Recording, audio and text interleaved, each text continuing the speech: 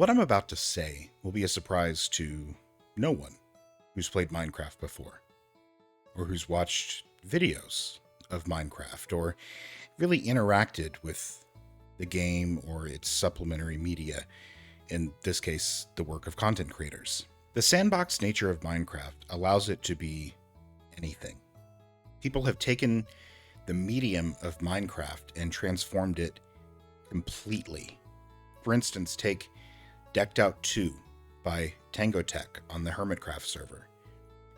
He made a complete game loop within Minecraft. Minecraft is that open of a sandbox. But that's just one example. There have been countless SMP series that have popped up that tell stories that focus on one range of events and play it out to its conclusion. Far too many for me to list or even know about. Minecraft is not just a game. It's a tool for creating your own story. Just like writing, just like filmmaking, you can use it to create your own world and your own story. And that's what I want to do with my Minecraft series. I am a writer. I've written and published 2 fantasy books, and I really love the idea of creating a world and telling the story visually. I've started small with my series. I'm just building this little town, and that's both for practical and story purposes. This town is going to be kind of the hub outside of the main city where all of these story threads I'm about to talk about intertwine. And it's also a way for me to learn video editing, what makes an episode, what goes into producing one, all of those things as well. Because this is a completely new medium for me. And I want to adapt my ability to tell stories to this new medium. In order to do that, I need a strong understanding of what that entails. So this episode's going to be a little different. As you can see on screen, I'm doing some terraforming work around the town, but the audio of this episode is really going to be a deep lore podcast, basically, about this world that I'm creating and the thoughts that I've had going into it. And some of this might change going forward. I might have an idea later on that I like better. So don't take this as like an unchangeable source document. This is more the foundation that I want to build upon. So I guess we should start with the town that I'm building and the city that it's going to be outside of. I keep using the words town and city like they're separate, but really they're intertwined. The town, which is going to be called Sapling, it's the outskirts of this large city called Everest.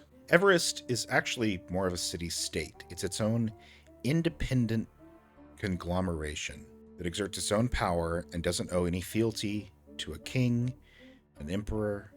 These things exist in this world I've come up with, but a long way away. Their influence is only lightly felt.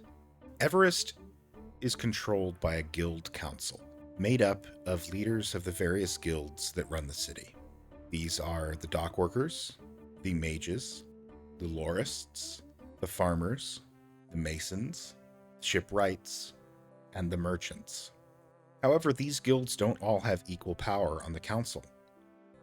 The farmers are looked down upon and don't have as much weight. The shipwrights and the dockworkers are constantly at odds, as are the mages and the masons. They are constantly, all of them, jockeying for power within this city, and they rule from their own separate, cut-off building across the river from the main body of the city. This is where their representatives go, discuss rules and laws for the city, while the rest of the city is really divided into 2 sections. The main bulk of the city, and the small town on the outskirts outside of the walls called Sapling. The city proper is divided into rough sections, each controlled by the guilds. There's a massive dock, which is run by the merchants, worked by the dock workers, and supplied by the shipwrights. The nexus point of all of the commerce of the city is this dock and this port on the river that eventually leads to the ocean. This is where all trade comes and goes and enters. Sapling, on the other hand, well, the residents of Sapling like to say that this is where things actually get done. Sapling is where the butchers bakers, the miners, the millers. This is where all of these people work and live and toil. And they'll never get glory the way that the guilds do. Don't be mistaken. Although there is a farmers' guild, they're only farmers because they own the farms. The people who work them don't own the farms. The people who work them are paid a pittance. They still get to live on these farms that maybe had been in their family generations before, but were bought up until they were controlled by these wealthy people who pretended to call themselves farmers. Like I described in the first episode, after I built the fishing hut, there's a little ecosystem and an economy that is here within the town itself as well. This is where the raw goods are made and the cheap goods are made. The more expensive things are brought into the city and processed. So that's where you have the fancy tailors and haberdashers and bookstores and specialty butchers. But in Sapling, well, they get the cutoffs. Their clothes are made from hide, rough sewn cotton, things that can be grown and harvested easily that the rich don't care about.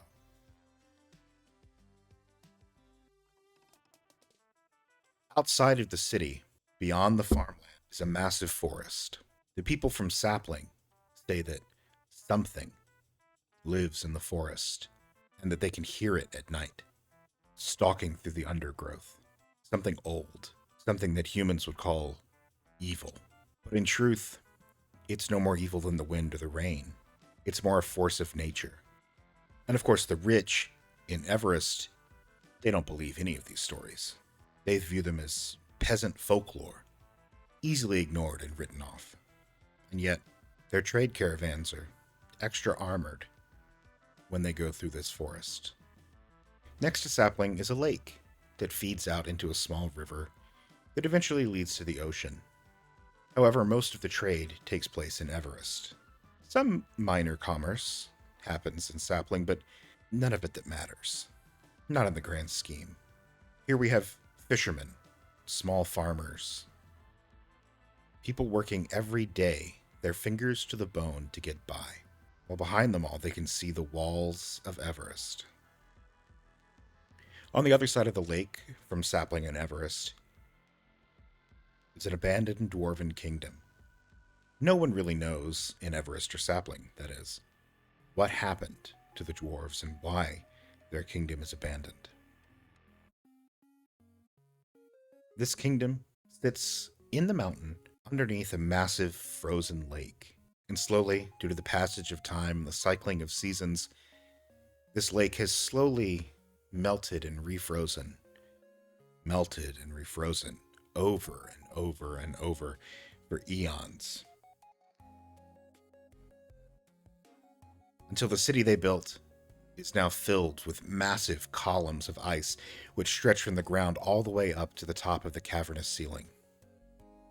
But this process happens slowly, so they've built around and into these pillars of ice as the lake slowly collapses on their home. But that's still not why they're gone. You see, deep below the dwarven city, the dwarves found something. You and I, in the context of Minecraft, would call it skulk. They called it something else. And they discovered that this something else had unique properties. And they used it to develop technologies far beyond those of their human counterparts across the lake. They used it to create helpful automatons to do their bidding and tend to their cities. Eventually, the humans would come to call them copper golems. They're the only citizens left in this once advanced, amazing civilization that's now being slowly subsumed by a glacial lake. So what did the dwarves uncover?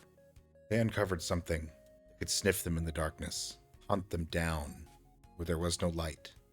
The elves encountered the deep dark, at least within our contexts. In the context of this world, it's something else entirely. I haven't quite landed on what I want it to be, but they have uncovered another of those natural forces. And and this one wasn't happy to be woken. Tendrils of this thing creep up into the city, creeping up the pillars of ice, meeting the frozen lake as it tumbles down slowly over eons.